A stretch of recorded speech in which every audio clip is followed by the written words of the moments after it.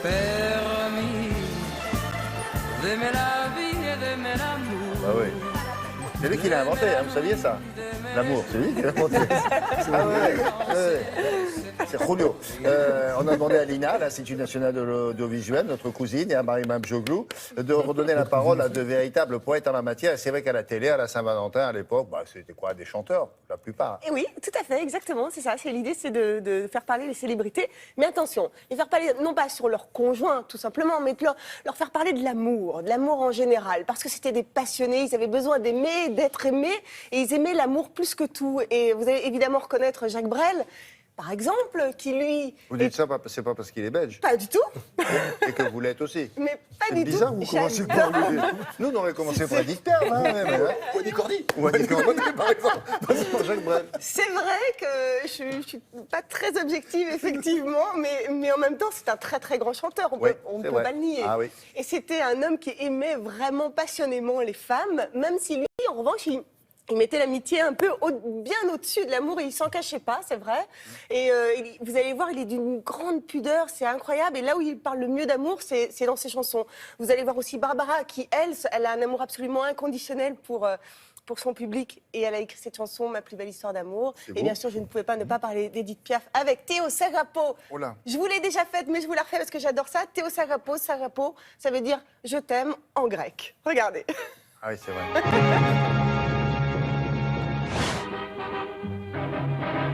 À quoi ça sert l'amour? On raconte toujours des histoires insensées. À quoi ça sert d'aimer?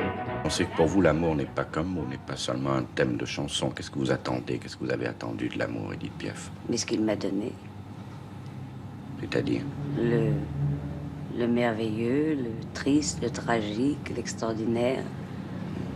Des déceptions aussi. Je n'ai jamais été déçue. Moi, je comprends très très bien des femmes qui épousent des hommes avec lesquels jamais elles ne commettent, j'allais dire, l'acte d'amour. Ça se peut parfaitement. Il peut y avoir des réactions autres que des réactions animales. J'ai une mémoire extraordinaire sur ma première enfance. Et je vois une petite fille sur une plage.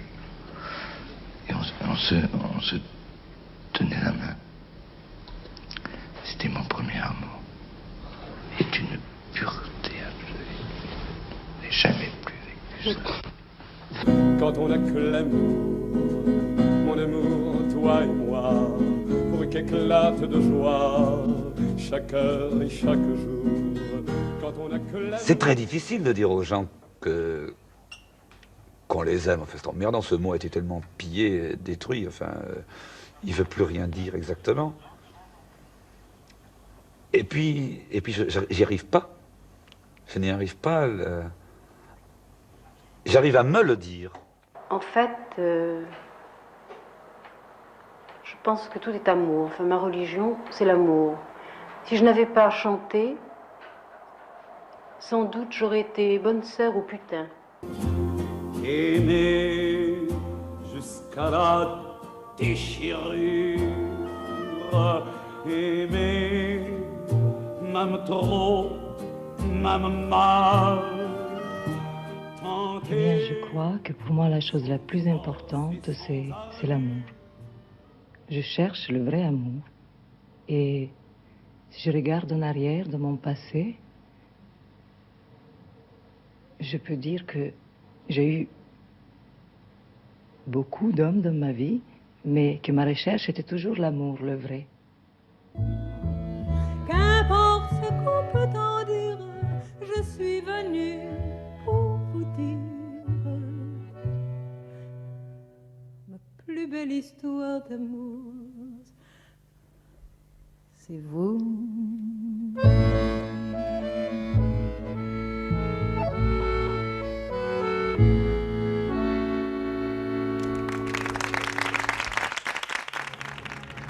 Bien ça. Magnifique. On s'en serait bien repris encore une petite émouvant, clichette là. J'ai la petite larme, moi, là, c'est jusqu'au bien. coin de l'œil. J'en parle bien. Ouais. On devrait faire ça assez régulièrement. On appellerait ça confidence. Quelle Voilà, bonne idée, juste un tiens. petit truc comme ça. Très bonne idée. Bon, merci beaucoup.